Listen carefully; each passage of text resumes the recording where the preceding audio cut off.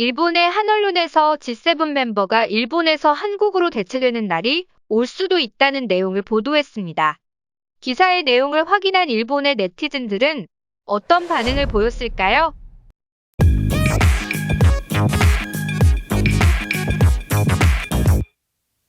일본에서는 보기 드문 내용의 기사가 게재되었습니다. 이 기사를 게재한 곳은 다이아몬드 온라인이라는 곳인데, 다이아몬드 온라인에서는 지금 현재 일본이 지속된다면 일본의 미래는 희망이 없다고 밝히며, 한국은 취업자 1인당 GDP가 계속 상승을 하고 있는 반면 일본은 계속 내리막길을 걷고 있는 상황이라고 전했습니다. 그러면서 2021년 현재 일본은 G7 국가 중에서 취업자 1인당 GDP가 7개국 중 최하위를 기록하고 있으며, 이 상황이 지속된다면 G7의 멤버는 일본이 아니라 한국이 될 것이라는 내용으로 기사를 게재하였습니다. 기사 내용을 간략히 살펴보면, 취업자 1인당 GDP는 노동 생산성이라고 부르는데, 이 지표에서 일본은 한국에 많이 밀려있다. 2013년 당시만 하더라도 일본은 한국보다 9%가량 높은 상황이었는데, 2018년에는 거의 동일했으며 2019년 처음으로 일본이 한국에 역전당했다. 2013년부터 2019년 사이에는 아베노믹스가 있었던 시기였는데, 이 시기에 일본의 취업자 1인당 GDP는 지속적인 하락을 한 반면 한국은 지속적인 상승세를 이루었기에 현재의 결과가 나왔다고 볼 수 있을 것이다. 현재 일본의 취업자 1인당 GDP는 OECD 평균보다 13% 정도 낮은 상황이며, 한국은 현재 G7 국가에 들어오기 위해 열망하고 있는데 상상도 하고 싶지 않은 일이지만, 일본이 G7 멤버에서 쫓겨나와 그 자리를 한국이 대신 들어간다고 하더라도 우리는 불평을 할 수 없는 상태가 되어가고 있는 것이 현실이다. 일본의 언론치고는 많이 볼 수 없는 기사의 내용인데, 이 내용은 많은 일본 네티즌들이 확인을 하며 수많은 반응을 보이고 있습니다. 이 내용을 확인한 일본은 어떤 반응을 보였을지 지금부터 확인해 보시죠. 웨지 8에서 러시아가 빠졌는지 생각을 해봐야 한다. 지금의 한국이 G7에 들어온다면 러시아와 중국도 들어오는 게 당연하다. 그만큼 한국은 레드팀이기 때문이다.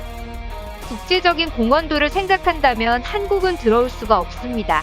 많은 나라로부터 존경을 받아야 하는데 한국은 존경은커녕 무시를 당하고 있습니다. 그러니 한국은 들어올 일이 없습니다. 괜히 이 기사를 읽었다. 시간만 낭비해버렸어. 난 스마트폰을 계속 소니로만 사용을 했다. 그런데 삼성으로 바꿔보니 현실을 알 것 같다. 이제 일본은 한국에 완전히 졌다. 현재 한국에 지고 있는 분야가 많아졌는데 앞으로 경제와 군사 부분에서도 머지않아 역전될 것이다. 이 나라의 미래의 밝은 요소 따위는 전혀 보이지 않는다.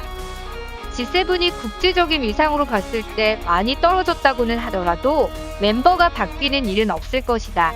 왜냐하면 각 나라의 기득권이기 때문이다. 이 기자가 적은 글들은 대부분 친한인 건가? 우리가 빠지고 한국이 들어올 일은 없다. 인터넷 우익들이 무시하는 것이 있는데, 그것은 바로 여러 가지 지표들이다. 지표들은 이야기를 하고 있다. 일본은 예전에 비해 계속 하락하고 있다고 말이다. 그런데 인터넷 우익들은 이걸 무시한다. 한국이 우리 언론에 얼마나 많이 침투했는지 이 기사 내용을 보면 알 수 있는 것 같다. 지금 언론들이 심각한 상황이다. 한국은 IMF도 겪은 나라인데 G7 국가로 들어가는 것 자체가 불가능입니다. 일본이 G7에 들어갈 수 있었던 이유는 미국의 정치적인 이유 때문이었다.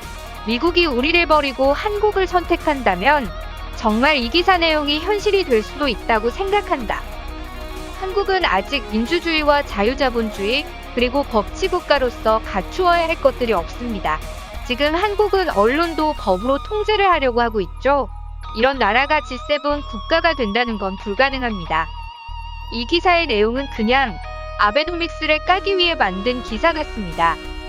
이런 자료를 보면 느끼는 것이 없습니까? 아베노믹스는 완전 거짓말이었습니다. 아베노믹스는 그냥 구호뿐이고 실속은 없었으며 그 결과 현재의 지표를 받아보고 있는 것입니다. 한국이 G7 국가에 들어가는 일은 영원히 없을 것입니다. 이런 이야기는 꿈속의 이야기일 뿐입니다. 한마디로 현실에서는 일어날 수조차 없다는 이야기입니다. 이 세상은 돈이 전부가 아닙니다.